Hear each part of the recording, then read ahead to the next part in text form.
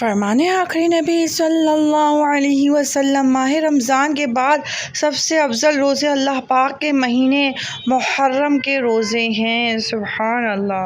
اللہ پاک کے آخری نبی صلی اللہ علیہ وسلم کی بارگاہ میں عرض کیا گیا، آپ کو اپنے اہل بیت میں سے زیادہ محبوب کون ہے؟ ارشاد فرمایا، حسن و حسین۔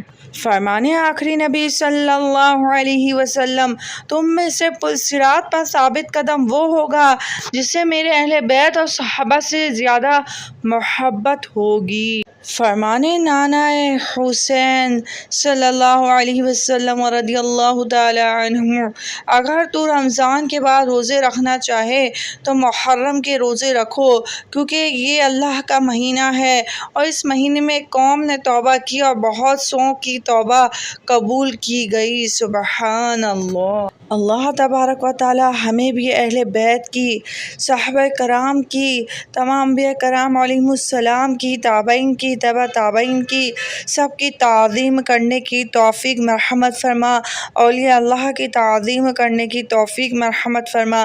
اللہ تبارک و تعالی اس محرم الحرام کے مہینے کے صدقے ہم سب کی تمام پریشانیاں دور فرما، ہمیں بھی دین کی راہ میں قربانیاں دینے والوں میں سے بنا دے اور دین محمدی صلی اللہ علیہ وسلم پر پابندی نصیب فرما دے، نمازوں کی پابندی نصیب فرما دے، امام حسین کی طرح سر اپنا دین کی راہ میں کٹانے والا بنا دے، جذبہ نصیب فرما دے۔